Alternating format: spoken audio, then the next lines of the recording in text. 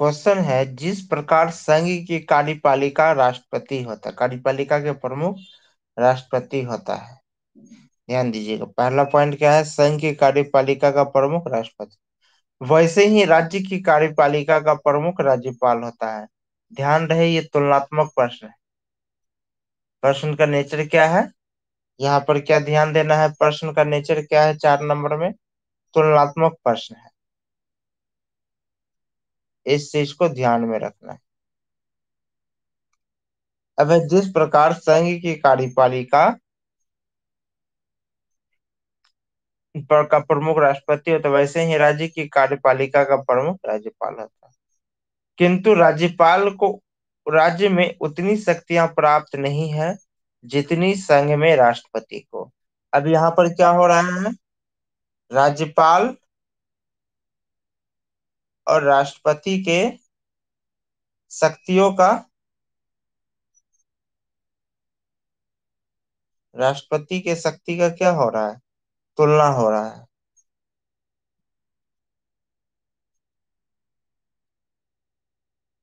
इस विषय पर प्रकाश डालते हुए दोनों की संवैधानिक स्थितियों का वर्णन करें।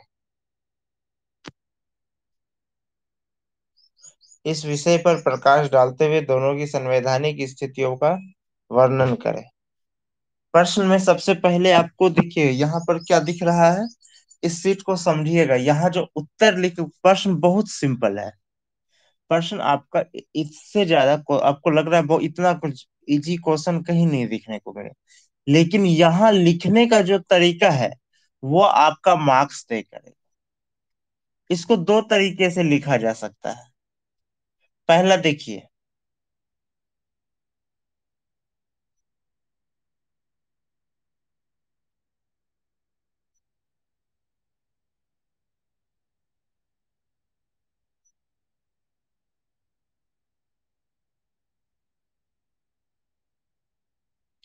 पहला क्या है, पहला लिखने का क्या तरीका हो सकता है। आप ये पहले, सबसे पहले राज्यपाल राष्ट्रपति की संवैधानिक स्थिति का जिक्र किए, राष्ट्रपति की संवैधानिक स्थिति का जिक्र किए। ठीक। फिर उसके बाद क्या किए, राज्यपाल के संवैधानिक स्थिति का जिक्र किए, राज्यपाल के संवैधानिक स्थिति का जिक्र किए। दोनों लिख लिए। दोनों का भूमिका भी, शुरुआत में भूमिका भी लिख लिए कि कार्यपालिका का प्रमुख होता है, राष्ट्रपति होता है। यहाँ पर आपको क्या, ये तो लिखा हुआ है ही प्रश्न में, कार्यपालिका का प्रमुख राष्ट्रपति होता है, लेकिन किस अनुच्छेद के अंतर्गत होता है आपको बस इतना ऐड कर देना है। थोड़ा डिफरेंट होना चाहिए ना। और उसी प्रकार राज्य का जो होता है, प्रमुख राज्यपाल होता है, किस अनुच्छेद के तहत होता है लिख देना है। किस अनुच्छेद के तहत ये जिक्र किया गया है कि राज्यपाल राष्ट्रपति का क्या है, सिर्फ प्रतिनिधि है, प्रसाद पर्यंत पद है, ये भी जिक्र कर देना है। उसके बाद जो है आगे कि राज्य की राज्य, या तो उसके बाद आप दोनों की जिक्र कर सकते हैं कि राष्ट्रपति को जो जो शक्तियां हैं राज्य को नहीं है, तो कौन कौन सी शक्तियां नहीं है उसका आप कर सकते हैं। जैसे सैन्य शक्ति राज्यपाल को नहीं है, उसका जिक्र कर सकते हैं। न्यायिक में भी बहुत सी शक्तियां हैं जो राज्यपाल को नहीं है। दूस तीसरा, राज्यपाल क्या है, राज्य का राष्ट्रपति का केवल प्रसाद पर्यंत पद है, कभी भी इसको हटाया जा सकता है। जबकि ऐसी कोई बात राज्य राष्ट्रपति के लिए नहीं है कि राष्ट्रपति को जब चाहा हटा दिया, उसके लिए एक लंबी प्रक्रिया है। तो ये सब जिक्र किए, इन दोनों का तुलना कर लिए, राष्ट्रपति और राज्यपाल कैसे कैसे कौन सी शक्तियां नहीं है, तुलना कर दिए। उसके बाद क्या किए, राष्ट्रपति का संवैधानिक स्थिति का जिक्र किए। फिर राज्यपाल के संवैधानिक स्थिति का जिक्र किए। दो तरीका है। या फिर एक ऐसा भी कर सकते हैं, पहले राष्ट्रपति की संवैधानिक स्थिति लिखे, फिर राज्यपाल की संवैधानिक स्थिति लिखे, उसके बाद फिर दोनों उन शक्तियों का जिक्र कर दिए जो शक्तियां राष्ट्रपति को तो है किंतु राज्यपाल को नहीं। दोनों की संवैधानिक स्थिति का जिक्र करके फिर एक निष्कर्ष में ही लिख दिए उन तथ्यों को जो कि राष्ट्र वो शक्ति जो कि राष्ट्रपति को है लेकिन राज्यपाल को नहीं। आप लिखेंगे उत्तर बिल्कुल सही, कोई गलत नहीं, इसको कोई गलत कर ही नहीं सकता। लेकिन क्या होता है ना, स्टैंडर्ड, आपके उत्तर में स्टैंडर्ड नहीं रहे, उत्तर में कोई स्टैंडर्ड नहीं रहेगा, आपको एक एवरेज मार्किंग मार्क्स मिलेगा। ऐसा नहीं कि मार्क्स आपको देगा नहीं, एवरेज मार्किंग मार्क्स देगा। एवरेज मार्किंग मार्क्स समझ रहे होंगे, 5 नंबर, 5.5 नंबर, कि बहुत ज्यादा से ज्यादा पास हो सकते हैं, लेकिन लिस्ट में आने का गारंटी कम है। अब देखिए इसी को दूसरा तरीका देखिए। सबसे पहले तो भूमिका लिखें। भूमिका में जैसा प्रश्न में दिया गया है उसी अनुरूप लिख दिए कि हाँ, कार्यपालिका का प्रमुख राष्ट्रपति होता है, अनुच्छेद के साथ, फिर राज्यपाल का होता है, फिर इस तथ्यों पे 2-4 लाइन डाल दिए कि दोनों में जो होती है, जैसा राष्ट्रपति है वैसा स्थिति राज्यपाल का नहीं होता है। कहाँ नहीं होता है, उन शक्तियों का जिक्र कर लिए। राष्ट्रपति कहाँ नहीं होता है, राज्यपाल कहाँ राष्ट्रपति के जैसा नहीं होता, राज्यपाल उसकी शक्तियां, उन शक्तियों का जिक्र कर दिए कि हाँ, ये शक्ति राष्ट्रपति पहले कैसे करेंगे, पहले राष्ट्रपति को भी ये शक्ति है, साथ में राज्यपाल को भी ये शक्ति है। विधायी शक्ति, कार्यपालिका शक्ति, जो जो है उसका जिक्र कर दिए। ध्यान रखिएगा जब शक्तियों का जिक्र कीजिएगा, अगर अनुच्छेद का भी वर्णन कर देते हैं साथ में, अच्छा है। नहीं कर पा रहे हैं, दिमाग में नहीं आ रहा, तो उसमें ज्यादा प्रेशर लेने, टेंशन लेने की या दिमाग में ज्यादा प्रेशर डालने की जरूरत नहीं, वहां टाइम वेस्ट नहीं करना है।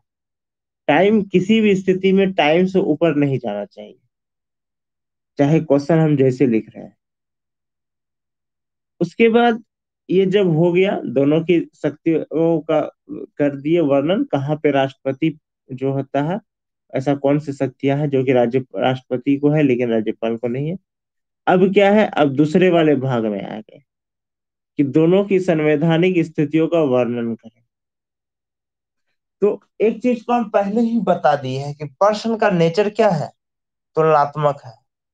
प्रश्न का प्रकृति क्या है, तुलनात्मक है।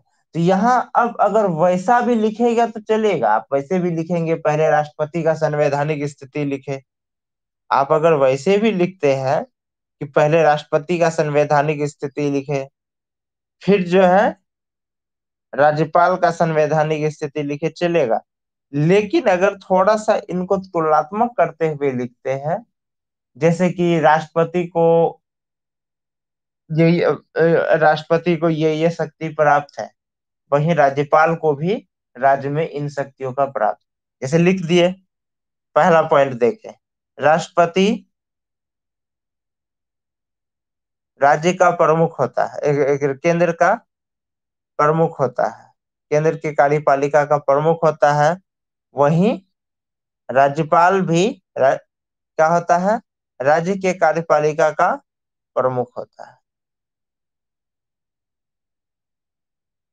इससे क्या होगा, एक ही साथ दोनों की स्थितियों का, संवैधानिक शक्तियों का कहिए वर्णन हो गया। एक ही साथ दोनों की संवैधानिक शक्तियों का वर्णन हो गया, तो इसमें पढ़ने वाले को अच्छा लगेगा, थोड़ा स्टैंडर्ड हुआ। अब आप खुद सोचिए ना, आप ही कॉपी, आप अपने आप को एक टीचर मानिए कि आप एक टीचर हैं और आपको कोई स्टूडेंट कॉपी चेक करने दिया है। आप पहले जो है भूमिका में कुछ पढ़े, फिर उन शक्तियों का वर्णन पढ़े जो कि राज्यपाल को है, राष्ट्रपति को है लेकिन राज्यपाल को नहीं है, या उन स्थितियों का कि वो स्थिति जो कि राष्ट्रपति, जहाँ की जो राज्यपाल राज्य में नहीं है राष्ट्रपति की तरह। उसके बाद फिर आप राष्ट्रपति का चेक कर रहे हैं, क्या विद्यार्थी क्या लिखा, राष्ट्रपति का संवैधानिक शक्ति, फिर राज्यपाल का, तो आपको बोरिंग आएगा कि नहीं आएगा। लेकिन इसको अगर आप एक साथ कर दिए, वहीं पे दोनों को पढ़ने को मिल गया, उनको राष्ट्रपति का भी पढ़ने को मिल गया, राज्यपाल को भी मिल गया, और एक तुलनात्मक भी हो गया, क्योंकि प्रश्न का छवि ही तुलनात्मक है। ये थोड़ा एक क्या हो गया, स्टैंडर्ड बन गया। तो इस प्रकार से क्या किए, तुलनात्मक करते चले गए। राष्ट्रपति विधायी शक्ति भी होता है, राज्यपाल भी वही होता है। इसको आप बताए ना, दो तरीके से लिख सकते हैं, पहले शक्तियों का वर्णन कर दिए, अब तब क्या किए, वो अब लास्ट में जो है वो निष्कर्ष में वो शक्तियां, हालांकि राष्ट्रपति जिस प्रकार केंद्र का होता है, राज्य का भी जो होता है प्रमुख राज्यपाल होता है, किंतु इसके बावजूद राष्ट्रपति कि जो जो शक्तियां या जो स्थिति राष्ट्रपति की है केंद्र में, राज्यपाल को राज्य में नहीं है, जैसे कि करके दोनों में जो अंतर है दोनों की स्थिति में, उसको लिख दिए। आप जैसा चाहे वैसे लिख सकते हैं, इस पे कोई ये नहीं है, आपको खुद जैसा सुटेबल हो। लेकिन ध्यान रखना है, प्रश्न लंबा ना हो और पढ़ने वाला बोरिंग ना हो, इस तरीके से देना है कि पढ़ने वाला फटाफट पढ़े और वो बोरिंग ना हो, थोड़ा सा उसको इंटरेस्टिंग लगे। और लंबा उत्तर में क्या होता है, उसमें इंटरेस्ट चेक करने वाले का इंटरेस्ट समाप्त, हाँ बशर्ते कि आपका उत्तर वैसा होना चाहिए। नो, आपका 10 पेज में उत्तर है लेकिन उत्तर ऐसा है जो थोड़ा हटकर है, ढंग का बातें हैं, तो जरूर आपको फिर उसमें चेक करने वाला चेक करेगा। लेकिन होता है ना, कुछ से कुछ लिख रहे हैं तो वहां पे वो बोर हो जाते हैं, एवरेज मार्क करते हैं। इसको समझ गए आप लोग? हेलो?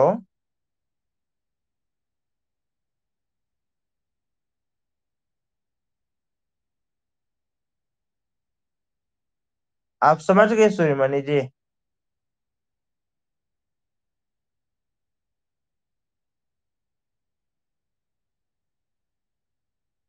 चलिए अब हम लोग नेक्स्ट क्वेश्चन में चलते हैं।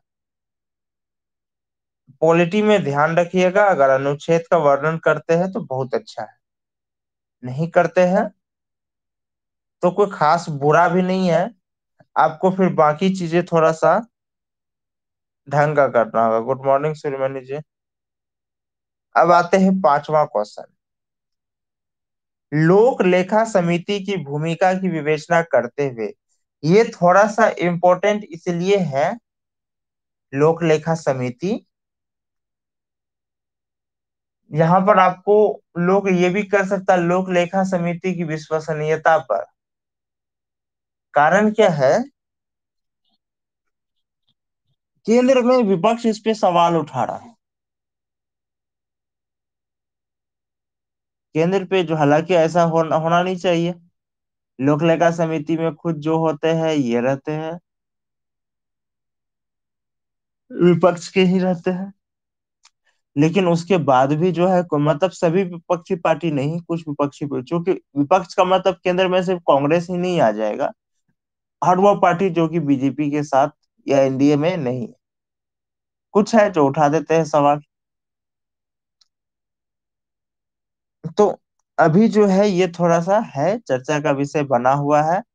दूसरा चर्चा का विषय बना होने के कारण है आपका विपक्ष का कमजोर होना। विपक्ष मजबूत होती है तो बेटर रहता है कोई भी लोकतांत्रिक देश में। वर्तमान में क्या है, केंद्र में विपक्ष कमजोर, जैसे बिहार में भी विपक्ष मजबूत है। तो आप लोग देखते होंगे कैसे तेजस्वी जो है अच्छा खासा, मतलब नीतीश कुमार का इस ये कर देता है, परेशान कर देता है अपने सवालों से। और ये होना भी चाहिए, हालांकि कुछ इन लोग एवब हो गया था। अभी हाल फिलहाल में जैसे विधान परिषद में जो हुआ, वो कुछ एवब कर दिया था। विपक्ष में है, आप मजबूत विपक्ष में, तो इसका मतलब ये नहीं हो रहा है कि ना आप संवैधानिक मर्यादा को भूल जाए, केवल ये कह के कि नहीं ये बेईमानी से जीते। अगर बेईमानी से जीते तो आप उसको साबित कीजिए, उनको साबित करने का बहुत तरीका है। तो लोक लोक लेखा समिति की भूमिका का विशेषता करते हुए चर्चा करें कि जनता के प्रति सरकार की जवाबदेही स्थापित करने में किस प्रकार सहायक होती है। सवाल का नेचर को समझिएगा, यहाँ कोई तुलनात्मक नहीं है, यहाँ ये जो सवाल हो गया एक निबंध टाइप का हो गया। आपको इस पे क्या कर, एक जैसे होता है ना किसी विषय पर लेक्चर देना करके, वही हो गया। यहाँ कोई तुलनात्मक से नहीं है, इस चीज को ध्यान रखिएगा। सवाल क्या है कि सबसे पहला पार्ट क्या हो गया कि लोक लेखा समिति की भूमिका का विवेचना करते हुए, यानी लोक लेखा समिति की भूमिका का विवेचना करना है। अब कहते हैं चर्चा करें कि जनता के प्रति जवाबदेही स्थापित करने में किस प्रकार सहायक होती है। अब यहाँ पर आपको क्या करना है, इनकी भूमिका की तो विवेचना करना ही है। तो भूमिका की जब विवेचना करेंगे तो इसकी कार्य का भी हो जाएगा, कार्य की भी विवेचना होगी, इनकी शक्तियों की विवेचना होगी। अब क्या है, उनकी परिणाम का विवेचना करना है। सवाल को समझिए, यहाँ जो दिया गया है जनता के प्रति सरकार की जवाबदेही, इसका मतलब समझिए, अब उनके कार्यों का परिणाम का भी चर्चा करना है। जैसे कोई कानून लाया, कानून क्या है और इसका परिणाम क्या है। पता है ना, कोई कानून जैसे आ गया कि एक कानून आया है अभी, अब इसका परिणाम क्या है, कानून का तो जिक्र किए हैं अभी। जैसे कि सपोज कीजिए अभी कोई हाल फिलहाल में जैसे एक कानून, कोई ऐसा नया कानून जो आप लोगों को याद आ रहा हो, खास कानून जो कि बहुत बड़ा चेंजिंग हुआ हो, केंद्र का या राज्य का। राज्य का ही जिक्र कर लेते हैं। अभी जैसे आई थी केंद्रीय सशस्त्र विधेयक, केंद्रीय सशस्त्र बल विधेयक आई। तो इसमें क्या किया गया, बीएमपी जो है उसको भी अब राज्य जिला पुलिस की तरह जो होता है दर्जा दिया गया, उसको उसकी शक्तियों को बढ़ाया गया। तो अब क्वेश्चन आया कि हाल में जो बिहार सरकार ने सशस्त्र विधेयक, सशस्त्र पुलिस बल विधेयक लाए थे, उस पर क्या किया जाए, उस पर चर्चा किया जाए। आलोचनात्मक समालोचनात्मक चर्चा करे या विवेचना करे, लिखें। उसमें क्या करना है, सीधा विधेयक के बारे में लिख दिए, अपना ये हो गया। विधेयक में क्या अच्छाई है, क्या बुराई है, इसका क्या सकारात्मक प्रभाव पड़ेगा, क्या नकारात्मक प्रभाव पड़ेगा, वो लिख दिए। अब वही क्वेश्चन दे दिया कि नहीं, इनसे राज्य की स्थिति में किस प्रकार सुधार आएगी। अब इसका मतलब हुआ कि अब वो परिणाम के बारे में भी पूछ रहा है, यानी कि अब परिणाम पर भी उत्तर आपको थोड़ा सा ज्यादा फोकस करना होगा। ये नेचर को समझिए। तो यहाँ सवाल क्या है,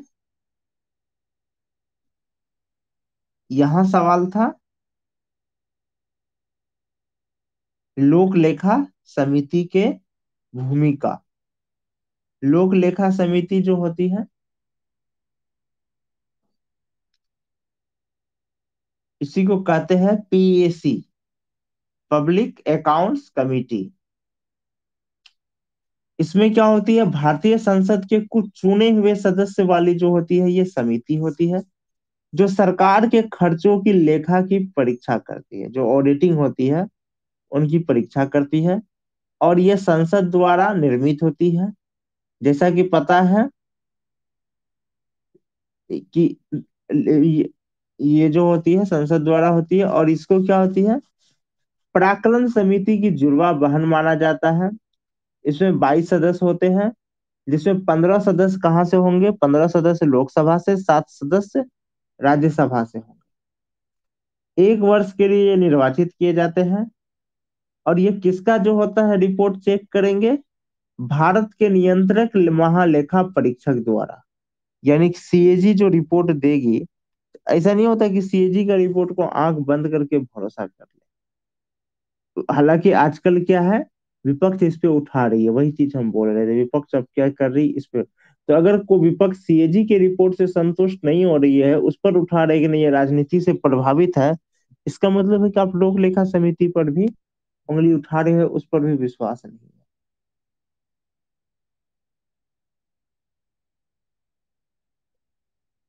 अब इसमें जो होगा, लोक लेखा समिति का अध्यक्ष कौन होगा, यहाँ ध्यान रखिएगा, आखिर क्यों ये इम्पोर्टेंट है, इसको ध्यान रखिए। तो लोक लेखा समिति का अध्यक्ष होगा विपक्ष का नेता।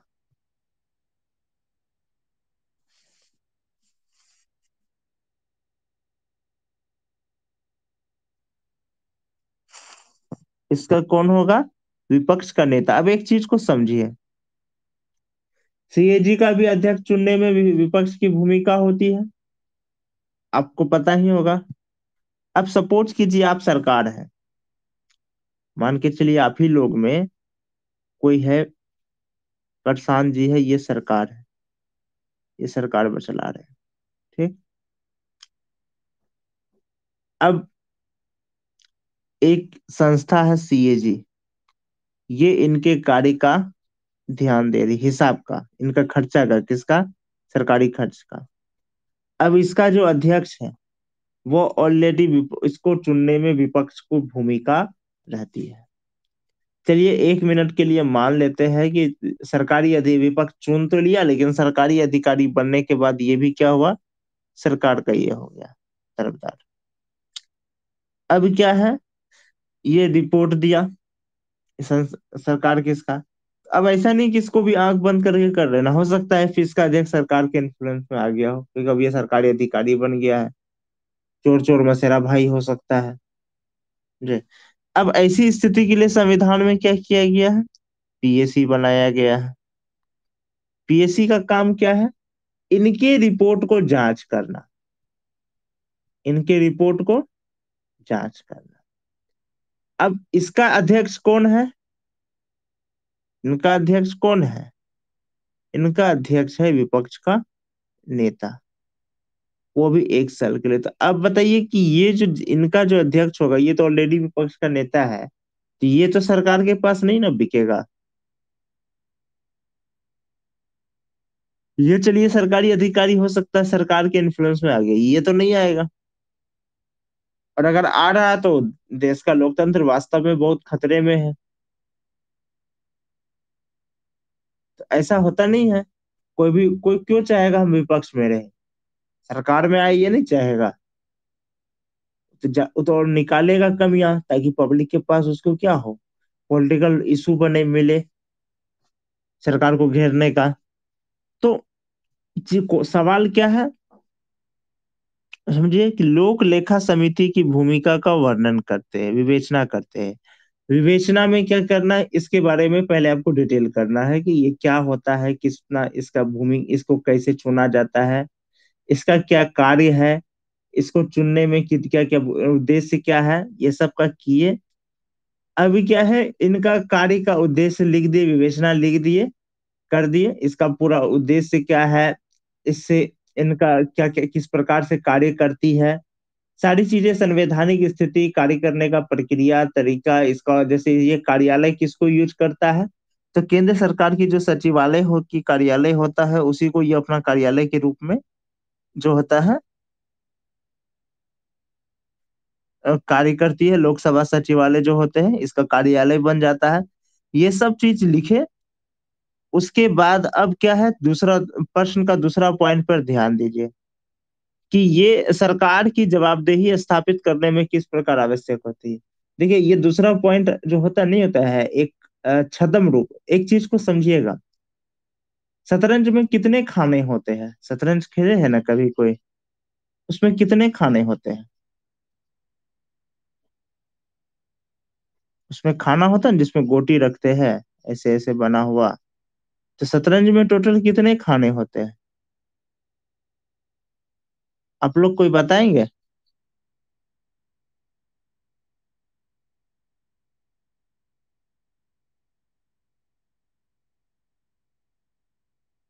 कितना? देखिए वास्तव में शतरंज में 64 खाने होते हैं, लेकिन अगर आपके दिमाग में ये है कि यहाँ 64 खाने हैं तो आप हार गए। दिखता है, पेपर में दिखता है कि शतरंज में 64 खाने हैं, लेकिन आप अगर शतरंज के एक वास्तविक खिलाड़ी से पूछेंगे ना, रियल खिलाड़ी से, वो आपको बताएगा शतरंज में 65 खाने होते हैं। और 65वां खाना क्या होता है पता है? आपका दिमाग, आपके दिमाग को डाइवर्ट कर देना, कन्विंस कर देना उसको, प्रभावित कर देना कि कहीं और डाइवर्ट कर देना। और जो खिलाड़ी इसमें माहिर होता है उसको जल्दी कोई हरा नहीं सकता है, समझे। कागज में दिखता है शतरंज में 64 खाना है, लेकिन वास्तव में शतरंज में कितना होता है? 65वां खाना। एक खिलाड़ी के लिए, अच्छे खिलाड़ी के लिए 65वां खाना कहाँ होता है? वो होता है विरोधी के दिमाग में। वो आपके लिए 65वां खाना, कि आपको वहां भी गोटी जमा देना है। वही तर्क, वही चीज होती है इस लोक सेवा आयोग के प्रश्न में। यहाँ भी 65वां खाना का उपयोग किया जाता है। आपको कुछ दिखा रहा है प्रश्न में, आपको बहुत सा ऐसा चीज दे देगा जो लगेगा अरे यार ये प्रश्न का बहुत इंपॉर्टेंट पॉइंट है, लेकिन वो पता चल रहा है बेदम है। वही चीज यहाँ है। ये जो लिखा है ना, सरकार के जवाबदेही स्थापित करने में किस प्रकार सहायक होती है, ये 65वां खाना है। ये आपको डाइवर्ट करने के लिए दिया गया है। या समझ सकते हैं, ऐसा भी कह सकते हैं आपका आईक्यू चेक करने के लिए, विजन चेक। आप क्या हुए, आप इसको दो पार्ट में समझ गए। पहला पार्ट में आप लिख दिए, लोक लेखा समिति की भूमिका की विवेचना कर दिए। अब ये किस प्रकार जवाबदेही तय करती है, अब इस पे आप 2 पेज लिख रहे हैं। हो गए, आप हार गए, शतरंज का खेल आप हार गए। क्वेश्चन आंसर आपका बोरिंग हो गया। वास्तव में जब विवेचना कर रहे हैं ना, वहीं पर आपको इसमें जो जनता की प्रति ये किस प्रकार महत्वपूर्ण भूमिका निभाती है, कर देना है। वहीं पर आपको जो तथ्य देना है उसी से समझ में आ जाना चाहिए कि नहीं, इनके इस कार्य से, यानी लोक लेखा समिति जो कार्य करते हैं, इनको गठन करने का जो उद्देश्य होता है, इसके उद्देश्य से क्या होगा, सरकार के प्रति जनता की एक भूमिका रहेगी। इनके रिपोर्ट के अनुसार सरकार के प्रति विश्वसनीयता बढ़ भी सकती है, घट भी सकती है। वहीं पर आपको स्पष्ट कर देना है इसके ये विवेचना वाला पार्ट में ही। उसके बाद क्या करना है, जब निष्कर्ष लिखेंगे तब लिख देना है 2-4 लाइन में कि अतः लोक लेखा समिति के इन कार्यों या उद्देश्यों से यह स्पष्ट होता है कि इनके रिपोर्ट पर जनता और सरकार के बीच में संबंध का असर पड़ता है। अगर रिपोर्ट अच्छी रही तो सरकार का क्या होगा, विश्वसनीयता बढ़ेगी। और रिपोर्ट अगर नकारात्मक में गई सरकार का, तो जनता का विश्वसनीयता कम होगा विश्व सरकार के प्रति। उसके बाद चूंकि ये इनके अध्यक्ष विपक्ष द्वारा होते हैं, तो इस रिपोर्ट पर किसी प्रकार के सरकार इन्हें किसी प्रकार के प्रभावित कर रहे हैं, ये माना नहीं जाता है। वहां निष्कर्ष में 2-4 लाइन में इसको करते हुए चलेंगे। अब वहां अगर आप ये सोचेंगे, अच्छा है ये क्वेश्चन, इसमें 2 क्वेश्चन है। अब सेकंड वाला क्वेश्चन ये है कि ये किस प्रकार जो होती है जवाबदेही स्थापित करती है, और उसमें 2 पेज लिखे, तो आप हार गए। विवेचना में ही आपको जब उनके कार्यों को, उनके उद्देश्यों को लिखेंगे, उसी में आपको वह तथ्य डाल देना है जिससे स्पष्ट हो जाए कि नहीं, ये जनता के प्रति क्या कर रही है, महत्वपूर्ण भूमिका निभा रही। और निष्कर्ष में उसको क्या किए, लिख करके डिटेल 2-4 लाइन में डिटेल कर दी। एकदम सटीक उत्तर होना चाहिए। आई बात समझ में? हेलो।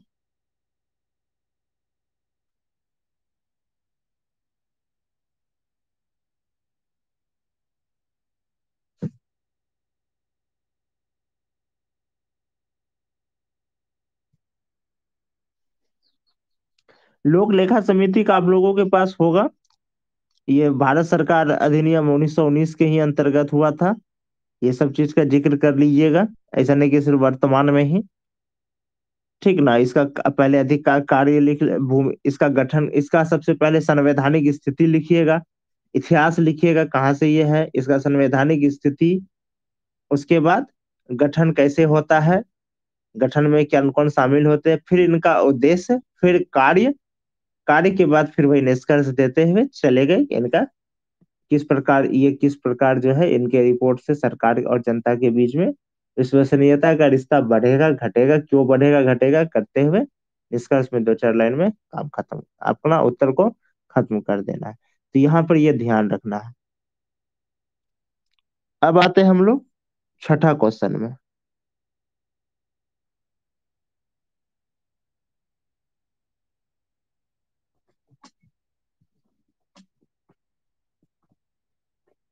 छठा क्वेश्चन क्या है,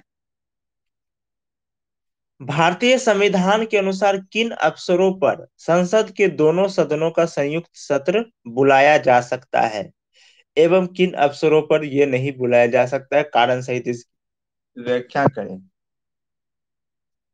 बहुत सिंपल क्वेश्चन है, इस पे कुछ ज्यादा है ही नहीं। ऐसा क्वेश्चन आए बीपीएससी में तो बहुत मजेदार है। ठीक, लेकिन एक चीज को ध्यान रखिएगा, क्वेश्चन बहुत सिंपल है, इसमें कोई शक नहीं है। लेकिन एक चीज समझिए कि क्वेश्चन तो सबके लिए सिंपल है, और ये बात सब सोचेगा। सब सिंपल ही लिखा, पता चला क्या कि जो सबको मार्क्स मिल रहा है वही आपको मिल रहा है एवरेज मार्क्स। तो अब कुछ स्पेशल करने के लिए कुछ स्पेशल लिखना होगा। तो स्पेशल के लिए क्या, भले ही क्वेश्चन सिंपल है लेकिन उत्तर थोड़ा सा स्पेशल कर देना। एक मूवी आई थी ना, once upon a time in Mumbai, वहां आप लोग एक चीज देखे होंगे उस मूवी में। वहां उस मूवी में क्या दिखाया गया था कि 25 पैसे का जो अमरूद होता है उसको कितना में खरीदता है, 400 रुपया में खरीदता है। पहली बार मिलने के लिए जा रहा था लड़की से हीरो, तो सोचा ऐसे तो नहीं जाएंगे, कुछ खरीद लेते हैं। आसपास कोई दुकान था नहीं, तो देखा एक अमरूद का दुकान है, गया तो बोला 25 पैसा। क्योंकि 25 पैसा का लेकर के हम क्या करेंगे, 25 पैसा का गिफ्ट लेके कौन जाएगा। तो वो 25 पैसा का जो होता है दाम बढ़वाते बढ़वाते बढ़वाते कितना किया, 400 रुपया का किया। तो गया तो बोला महंगा कुछ ना मिला तो सस्ता को ही महंगा कर दिया। तो वही चीज यहाँ है, 6 नंबर में वही बात है। क्वेश्चन सिंपल है, हार्ड क्वेश्चन नहीं मिला है, कोई बात नहीं, उत्तर को आपको स्पेशल कर देना। क्योंकि क्वेश्चन सिंपल सबके लिए, और सिंपल समझ के सब उसको हल्का में ही लिख लेगा, आप भी वही लिख लिए, तो फिर अंतर क्या रहा। फिर जैसे सबको एवरेज मार्क हुआ वैसे आपको भी एवरेज मार्क मिलेगा। आपको कुछ स्पेशल यहाँ कर लेना है, तो सिंपल समझ के इसको छोड़ नहीं देना है। अब क्या है स्पेशल, क्या करना है। प्रश्न क्या है, भारतीय संविधान के अनुसार किन अवसरों पर संसद के दोनों सदनों का संयुक्त सत्र बुलाया जा सकता है एवं किन अवसरों पर यह नहीं किया जा सकता, कारण सहित इसकी व्याख्या करें। सबसे पहले इसका उत्तर, इसका भी उत्तर तुलनात्मक प्रश्न है, इसका उत्तर लिखने का दो तरीका है। पहला, किन अवसरों पर बुलाया जा सकता है, उसको लिख दिए। फिर किन अवसरों पर नहीं बुलाया जा सकता है, उनको लिख दिए। एक पॉइंट और है, कारण सहित, इसको इग्नोर मत करना है। तो सबसे पहले भूमिका लिखे, और यहां पर भूमिका थोड़ा दमदार लिखे। ये जो किया गया है ना कारण सहित, ये कारण सहित बेटर होगा कि भूमिका पर ही डाल दीजिए। अगर आप भूमिका में ही कारण सहित डाल देते हैं एकदम शॉर्ट में, तो आपका क्या होता है, भूमिका बहुत मजबूत हो जाएगा। अब है कि इसको कैसे डालेंगे। तो सबसे पहले जिक्र किए कि हमारा संविधान क्या है। हमारे संविधान की कई विशेषताओं में एक विशेषता ये है कि यहाँ संशोधन की व्यवस्था दी गई है।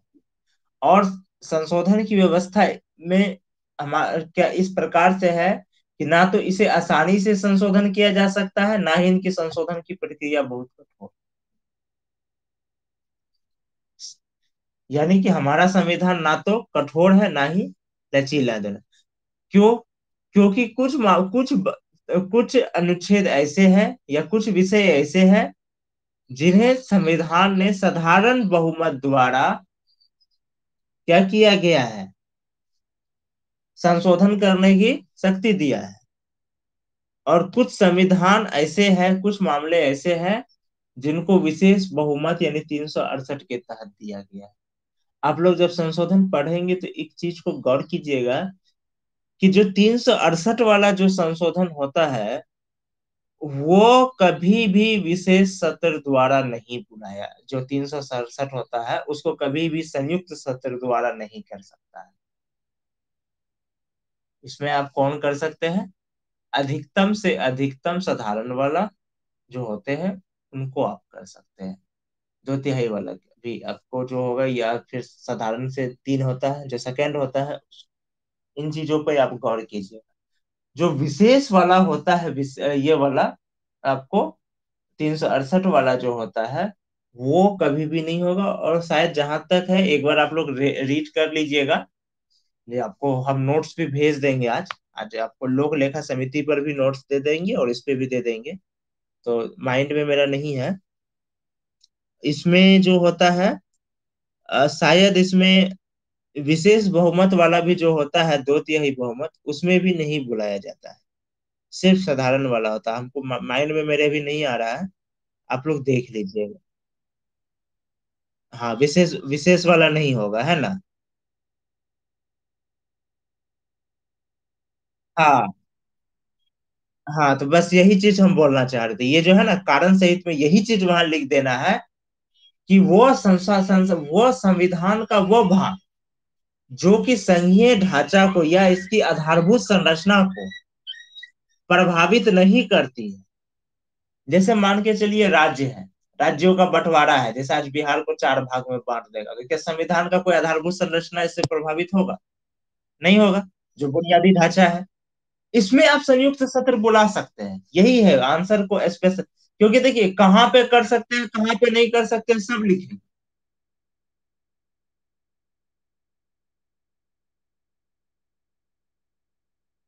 हाँ, तो ये तो सब लिखेगा, लेकिन थोड़ा उत्तर को प्रभावी कैसे करे, तो यहाँ यही चीज लिखना है आपको, थोड़ा एक स्पेशल कर दिए कि कहाँ पर क्यों नहीं बोला, पहले ही आप जिक्र कर दिए कि हमारा संविधान में विशेषताओं में एक विशेषता ये है कि हमारे संविधान में संशोधन का व्यवस्था दी गई है। और हमारा संविधान की जो संशोधन है, वो जैसे अमेरिका है, अमेरिका में एक संशोधन करने में 15 साल लग जाता है। बहुत जटिल है वहां का संशोधन, क्योंकि वहां अपना राज्यों का भी अपना संविधान होता है। भारत की तरह तो है नहीं कि एक संविधान है, वहां तो राज्य का भी अपना उसका होता है। राज्य का भी उसका अपना पावर होता है, कि वहां के राज्य का हाई कोर्ट जो होता है, सुप्रीम कोर्ट के जैसा पावर होता है। भारत की तरह तो वहां एकात्मक न्यायपालिका है नहीं। तो ये चीजों का वहां पर अलग होता है। हमारे देश में ऐसा क्या है, नहीं।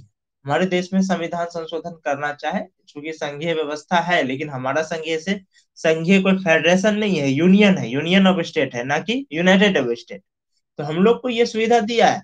लेकिन अब कुछ मामले ऐसे भी है, अब इसका हो सके, चूंकि यहाँ बहुदलीय थी, हो सकता है कि कभी ऐसा हो कि राज्य में किसी की सरकार हो, केंद्र में किसी की सरकार हो, और केंद्र को लग रहा है कि नहीं, राज्य की उस राज्य को अगर परेशान करे तो बाकी राज्यों में हमको फायदा हो। तो ऐसा वो बदमाशी ना करे, इसके लिए क्या किया गया है, कुछ संशोधन जटिल भी कर दिए गए हैं। कौन से जटिल किए गए हैं? संविधान का वो भाग जो कि बुनियाद जिनका की जिनमें संशोधन करने से संविधान की क्या हो, आधारभूत ढांचा से, जो इसका बुनियादी ढांचा है, उससे जुड़ा हुआ है, उस पे क्या किया गया है, उसको आप संयुक्त सत्र द्वारा नहीं कर सकते, क्योंकि ये खतरा हो जाता है। संयुक्त सत्र समझ रहे हैं, मान के चलिए अभी भारत में बिहार को अगर 4 भागों में बांटना है, कितने विधायक, कितने एमपी की जरूरत है इनको, बीजेपी को कितना एमपी लाएगी? भारत का जो होगा, बिहार का भी जो है 4 भाग में बांट जाएगा, मात्र कितना एमपी?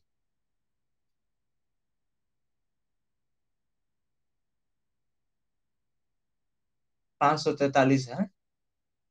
दो तो आंग्ल होते हैं ना,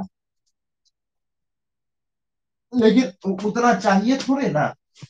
अगर 10% एमपी भी चला गया तो संसद का कार्य शुरू हो जाएगा। उपस्थित का 10 सही है, यानी कि 545 में अगर 55 चला गया, काम शुरू। यानी मिनिमम हो गया, और अगर 55 में से 28 अगर दे दिया, 28 नहीं 29 दे दिया, ठीक, तो गया। बात समझे, अगर 28 नहीं 29 एमपी दे दिया तो अब बताइए कि ऐसा कौन सा सरकार होगा जिसके पास 29 एमपी नहीं होगा? ऐ- ऐसा कौन पार्टी होगा जो केंद्र में सरकार चला रही है, भले हूँ सपोर्ट लेके भी चला रही है, और उसके पास 29 एमपी नहीं होगा? ऐसा होगा? ये तो हो नहीं सकता है। बात समझे, यानी कि साधारण कितना आसान है। आप सपोज कीजिए कि दोनों को संयुक्त सत्र बुला लिया, समझिए दोनों का संयुक्त सत्र कितना होता है, 750। यानी कितना चाहिए, 75। वहां अगर घट रहा है और राज्यसभा में उसका ज्यादा है, तो वो भी हो जाएगा। दोनों को मिक्स कर दिए, यानी अब कितना चाहिए, 39। सपोज कीजिए किसी का लोकसभा में 29 नहीं, चलिए 20 है, ठीक। राज्यसभा में उसका भी 20 है। हो गया उसका सारा काम कंप्लीट। यही रीजन है कि सांसदों की उपस्थिति बहुत मायने रखती है लोकसभा में। ये जो बाइकआउट करके निकल जाते हैं, ये सॉल्यूशन नहीं है। अगर लग रही है कि सरकार गलत कर रही है तो आप बाइकआउट करके, ये वोट बैंक का पब्लिसिटी के लिए जो आप बाइकआउट कर देते हैं ना, ये आपकी कमजोरी का प्रतीक है कि आप कमजोर हो। आप बॉयकट किए और निकले, इसका मतलब और आप कमजोरी का प्रतीक दे रहे हैं। आप जब वहां शामिल होंगे तो क्या होगा, आपका काउंट किया जाएगा। अब काउंट में मान के चलिए 200 एमपी हो गया, तो अब तो 101 चाहिए ना। नहीं हुआ है तब चाहिए, मान के चलिए 80 हुआ तब तो 41 ही चाहिए। लेकिन 200 हो गया, अब तो 101 चाहिए। तो जितना ज्यादा संसद वहां बैठेंगे, सरकार के लिए क्या होगी, उतना ज्यादा उस पर कंट्रोल होगा सरकार पर। बाइकआउट अगर आप कर रहे हैं तो इसका मतलब ये हो रहा है कि आपको पता है कि हम उपस्थित हो या नहीं हो, कोई फर्क मेरा गिनती से पड़ने वाला है नहीं। ऐसी स्थिति में बाइकआउट का मतलब यही होता है कि चलो अब मेरे उपस्थिति ना उपस्थिति से तो कोई है नहीं, तो बाइकआउट करके थोड़ा सा क्या कहते हैं, लुक स्टैंड करने का कोशिश करते हैं, लोगों का ध्यान खींचने का कोशिश करते हैं। तो यहाँ समझ गए ना। हाँ बोलिए।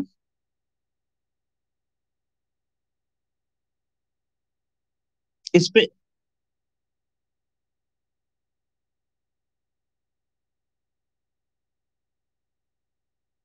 कौन सा क्वेश्चन में, 6 नंबर में? अभी इसमें उसका कोई जरूरत तो है नहीं, क्योंकि यहाँ सत्र का बात कर रहा है, संयुक्त सत्र की बात हो रही है। सिर्फ उसी से रिलेटेड चले तो बेटर है ना। तो ये समझ गए, कारण भी समझ गए, जो कारण सहित इसकी व्याख्या है वो समझ गए कि क्यों क्यों कारण कहाँ पर किया जाएगा नहीं किया जाएगा। जहां पर बुनियादी ढांचा लगता है, हमारे संविधान बनाने वाले को लगा कि नहीं, यहाँ अगर कोई, यहाँ संशोधन में कुछ गड़बड़ी हुआ हल्का फल्का भी, तो बुनियादी ढांचा हिल जाएगा।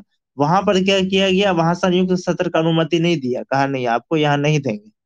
तो कहता, और जहां लगा कि नहीं ये भविष्य में जरूरत हो सकता है, पता है ना, कभी सरकार होता है कि सरकार की स्थिति है ये सब, मतलब होता है ना कि इस पे ज्यादा ध्यान देने की, समय देने की जरूरत नहीं है। अब लग रहा है कि नहीं, बिहार को दो टुकड़ों में बांटना है, सरकार को लग रहा है, तो भाई कर देगा। कौन सा यहाँ अमेरिका वाला सिस्टम है, फिर कल एक कर दिया जाएगा। ऐसा नहीं ना है कि अब कि फिर बिहार को अगर मिलाना है अगर, तो फिर जैसे अमेरिका में क्या, अगर अमेरिका में दो राज्यों को मिलाना है या एक राज्यों को दो भागों में बांटना है, तो वहां की भी विधान परिषद से क्या करना होगा, अनुमति लेना होगा। भारत में ऐसा तो कोई है नहीं। चलो इसमें क्यों फालतू का इसको जो होता है समय का, ये चलो दे दिया इनको। लेकिन जहां लगा कि नहीं, बुनियादी ढांचा यहाँ पे कुछ भी गड़बड़ हुआ, संविधान का बुनियादी ढांचा हिलेगा और क्या होगा, केंद्र का अतिक्रमण हो जाएगा, केंद्र की शक्ति का अतिक्रमण हो सकता है, वहां क्या किया गया, उसको हटा दे, उसको संयुक्त सत्र का अनुमति नहीं दिया। उसके बाद आपको क्या करना है, लिखते चले जाना है कि उसको आप इस तरीके से भी लिख सकते हैं, निम्न स्थितियों में बुलाया जा सकता है।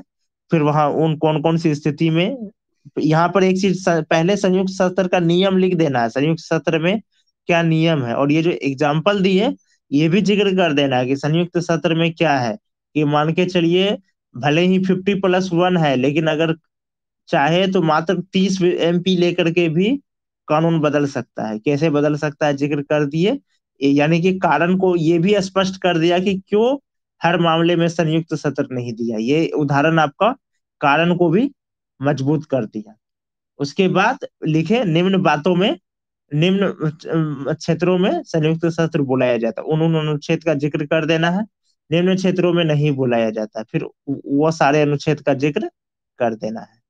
इस प्रकार से क्या होगा आपका, करते चले जाना है।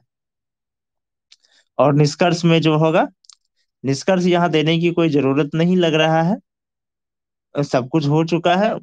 आपको हुआ तो आप 2 लाइन में कुछ कर दिए, अथा स्पष्ट हो रहा है कि हमारे संविधान निर्माताओं ने, निष्कर्ष में लिख सकते हैं लास्ट में, संविधान निर्माताओं ने संविधान के संशोधन को बनाते वक्त कठोरता एवं लचीला व्यवस्था दोनों रखा, और इनका आधार संविधान की, यानी कहाँ पे कठोर रखे और कहाँ पे लचीला रखे, इसका आधार संविधान की बुनियादी ढांचा को ध्यान में रखते हुए रखा, करके समाप्त कर दिए।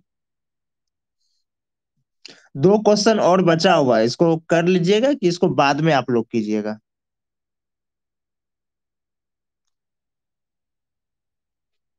हेलो।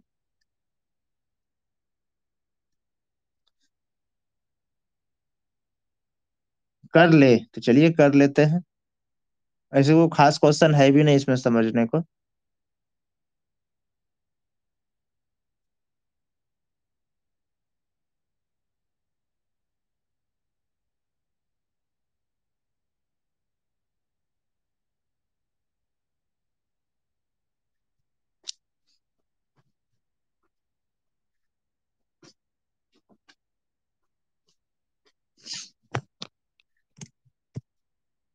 सातवां क्वेश्चन है, संविधान में संशोधन करने के, संविधान में, सॉरी, सातवां है, संविधान में संशोधन करने के संसद के स्वैच्छिक अधिकार पे भारत का उच्चतम न्यायालय नियंत्रण रखता है। उच्चतम न्यायालय की शक्तियों का वर्णन करते हुए इसका विश्लेषण करे एवं अपना विचार दे। क्वेश्चन दो पार्ट में है। पहला पार्ट कि संविधान किस प्रकार उच्चतम न्यायालय जो है क्या करता है, संसद पे नियंत्रण रखता है। दूसरा, इसकी शक्तियों का वर्णन करते हुए इसका विश्लेषण करे और अपना विचार दे। विचार दे को भी अगर देखिए तो तीसरा पार्ट में है। तो विचार दे वाला पार्ट आपको निष्कर्ष में समाहित कर देना है। कहाँ कर देना है? निष्कर्ष में। सबसे पहले भूमिका लिखना है। भूमिका पे क्या लिखना है?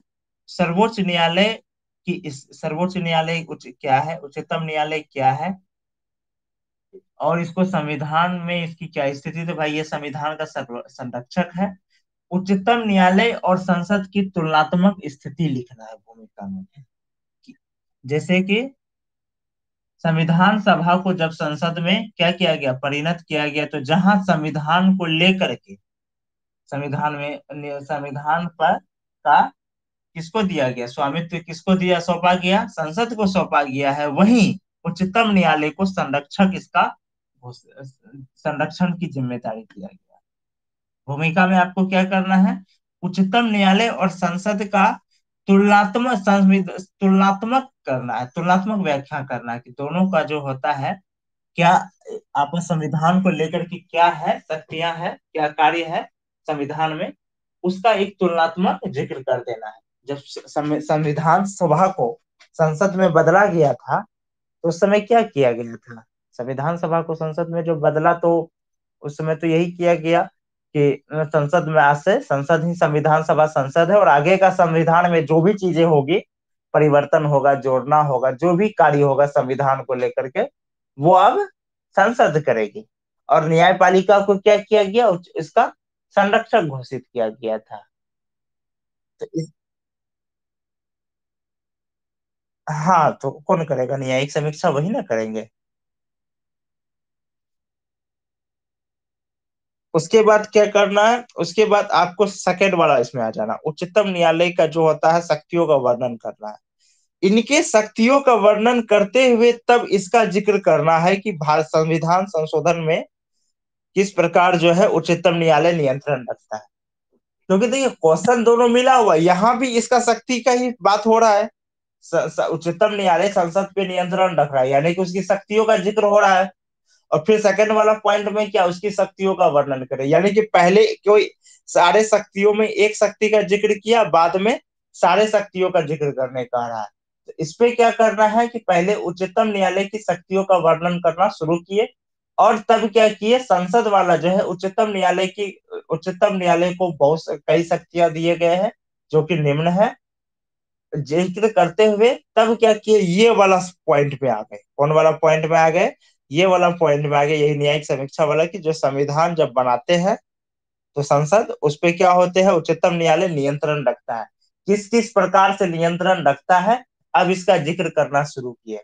उदाहरण के तौर पे आप लोग आज हाल फिलहाल का उदाहरण दे सकते हैं। जैसे कृषि बिल आया, उस पे कर सकते हैं।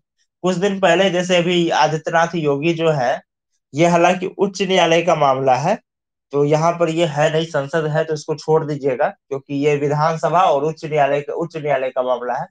यहाँ संसद और उच्चतम न्यायालय है, तो उस पर ही चलिएगा। और इस पे चलना है। अभी जैसे कृषि बिल है, 3.5 महीना के लिए सस्पेंड कर दिया कि आप इस पे नहीं कर सकते, तो ये आपका कर सकते हैं। अभी हाल फिलहाल में कई बार ऐसा हुआ है, जबकि घटनाओं को यह होता है कि जब संसद उस पे कुछ कानून बनाया है, मामला गया है कहीं पे, उच्चतम न्यायालय क्या किया है, सरकार के पक्ष में दिया है, कहीं पे उसके विरोध में दिया है। जैसा जैसा है उनमें से एक दो मामला का उदाहरण दे दीजिएगा। अभी मेरे माइंड में कृषि बिल आ रहा है, इससे पहले शायद ट्रिपल तलाक का भी कानून गया था संसद में, और जिसको कि वैध करार दिया गया था, ये उच्चतम न्यायालय में गया था।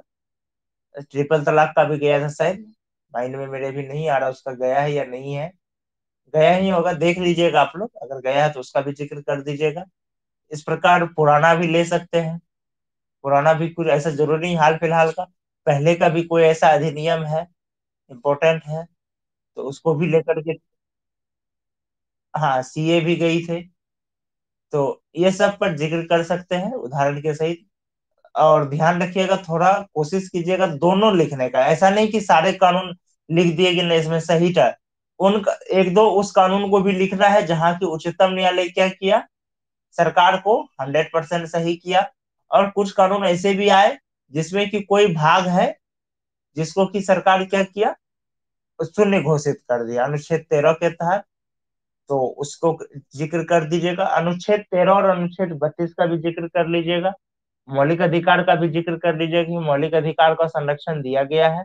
और उच्चतम न्यायालय का मुख्य काम क्या है, इसमें यहाँ पे संसद पे क्या लिया है कि संसद जो कानून बना रही है उसका दो चीज देखना है, मौलिक अधिकार किसी का हनन नहीं हो रहा है, और संविधान का जो बुनियादी ढांचा है, जो मूल ढांचा है, वो प्रभावित नहीं हो रहा। इनका जिक्र कर दीजिएगा, 13 और 32 का जिक्र कर दीजिएगा। उसके करते हुए फिर लास्ट में लिख दीजिएगा, अथा हम देख अथा संसद भारत में संविधान, इससे स्पष्ट होता है कि संसद को पूर्ण रूप से गैर प्रभुत्व नहीं दिया गया है। ये क्वेश्चन ध्यान में रखिएगा, 65वीं में एक क्वेश्चन भी आई थी, संसद एक गैर प्रभुता वाली संस्था है, इस पर चर्चा करें। समझे? तो ये जो क्वेश्चन था गैर प्रभुता वाली संस्था है, इस पे हर कोई कंफ्यूज हो गया, बहुत स्टूडेंट कंफ्यूज हो गया, समझ में नहीं आ रहा था, जबकि क्वेश्चन बहुत इजी था। गैर प्रभुता से मतलब है कि आपको प्रभुत्व नहीं है, आपके ऊपर भी कोई है, आपके आप पर भी नियंत्रण है। तो आप प्रभुत्व नहीं है यानी कि आपके ऊपर भी कोई है, और यही चीज यानी संविधान, इसका मतलब ये होगा कि संविधान सर्वोच्च है, इसका व्याख्या करना है, ना कि संसद सर्वोच्च है। इसका यहाँ पर यही चीज का जिक्र कर देना है कि संविधान सर्वोच्च है, और संसद सिर्फ को क्या किया गया है, उसको एक जिम्मेवारी दिया गया है संविधान के, किसी भी प्रकार संविधान में संशोधन करने का, उसको आगे बढ़ाने का, उसको क्रियान्वित करने का, ना कि उस पर पूरी तरह से स्वामित्व दिया गया। और इसके लिए संविधान में उच्चतम न्यायालय की व्यवस्था है, जो कि संसद पे क्या करते हैं, संविधान के में जो भी वो कार्य क्रियान्वित करते हैं उस पर नियंत्रण रखते हैं। लेकिन एक अधिकार सही थी, ऐसा नहीं कि हर मामले में ये रखते हैं।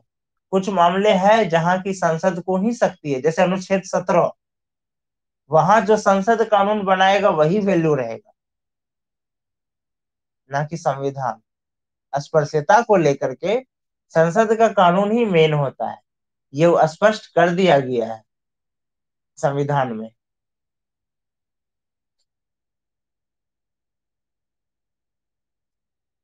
ठीक है, तो अब आते हैं अंतिम क्वेश्चन में। इसमें कुछ नहीं है, ये एक थ्योरेटिकल क्वेश्चन है, बिहार को संदर्भ में रखते हुए चर्चा करे, करेगी हो गया है, यहाँ करे है, करे की राजनीति में अपराधीकरण एवं भ्रष्टाचार बढ़ने से कैसे जनता का भौतिक एवं नैतिक विकास बाधित होता है।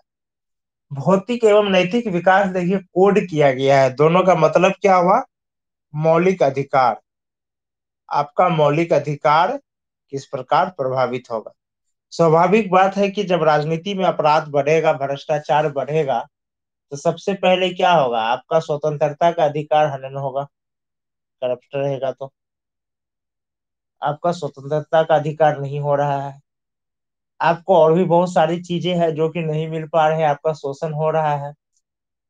राज्य के जो, हाँ, राज्य के, और यहाँ अतिरिक्त मौलिक अधिकार को भी देखिए कि जो अतिरिक्त मौलिक अधिकार है, यानी जो राज्य के नीति निर्देशक तत्व है, वो भी क्या होगी? अच्छे से क्रियान्वित नहीं होगी। स्वाभाविक बात है। और जब जनता को मौलिक अधिकार, उसका अतिरिक्त मौलिक अधिकार नहीं मिलेगा, तो उस देश, उसका क्या होगा? भौतिक एवं नैतिक विकास नहीं होगा। अब यहाँ पर क्या करना है? बिहार को संदर्भ में रखना, यानी कि उदाहरण आपको बिहार के स्वरूप देना, यानी थ्योरी आपको लेना है कि राजनीति में अपराध, सबसे पहले राजनीति में अपराधीकरण और राजनीति से क्या है, लिखते चले जाना। हाँ, राजनीति में अपराधीकरण बढ़ रही है, और अपराधीकरण और भ्रष्टाचार बढ़ने से क्या हो रही जाती है, इस पे तथ्य पॉइंट दिए कि कोई एक पॉइंट दिए, अपराधीकरण एवं भ्रष्टाचार बढ़ने से क्या होगा? पहला, धन का सही उपयोग ना होना। सपोज कीजिए लिखे, धन का सही उपयोग ना लिखे, डिटेल किए कि राजनीति में अपराधीकरण बढ़ने से धन का सही उपयोग नहीं होता। अब क्या किए? एक लाइन लिख के उदाहरण में बिहार का कोई घटना ले लिए, कोई घोटाला है, लिख लिए। बात को समझे? ध्यान रखना है, किसी पार्टी का, किसी सरकार का जिक्र नहीं करना। इस पार्टी में का है या इस सरकार में नहीं कर। बहुत होगा आप डेट दे सकते हैं कि फलना ईस्वी में ये भ्रष्टाचार, ये घोटाला का मामला आया था। चेक करने वाला समझ जाएगा कि फलना ईस्वी में कौन सरकार था। आपको इसमें नहीं पढ़ना है। समझ गए?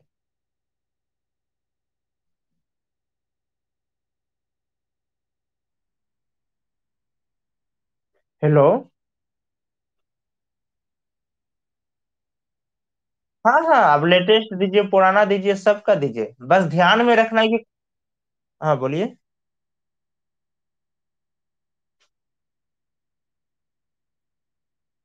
हाँ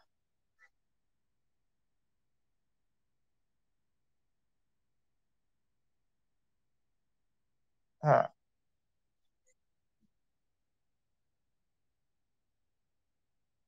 देखिए इसमें लिखिएगा, लेकिन डायरेक्ट मत लिखिएगा नक्सली, समझे?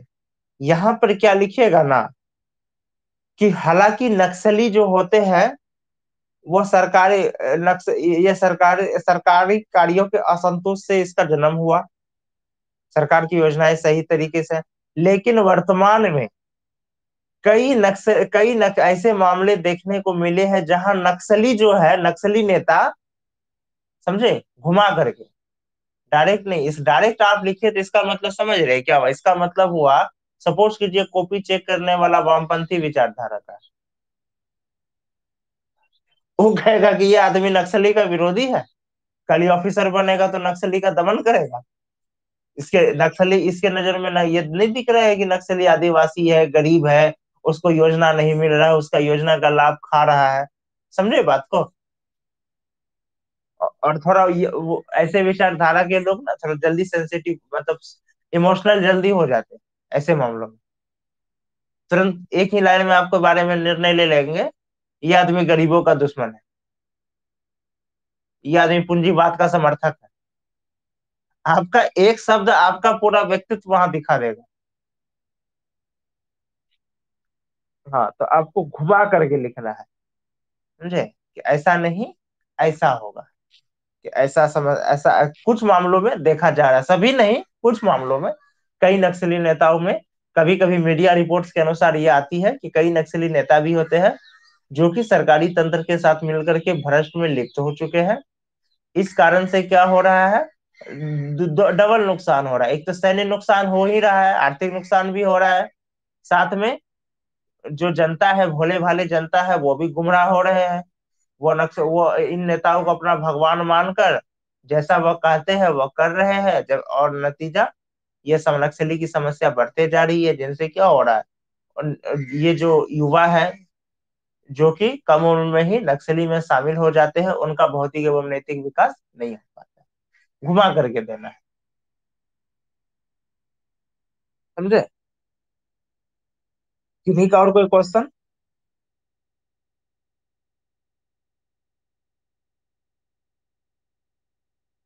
आप लोग इसको लिखिए, पांचों क्वेश्चन का आंसर लिखिए और टेलीग्राम में ही भेजिएगा। ठीक सूर्यमणि जी, आप टेलीग्राम ग्रुप नहीं ज्वाइन किए हैं, लिंक दिया हुआ है आपको, उसको ज्वाइन कर लीजिएगा, वहीं उत्तर भेजिएगा।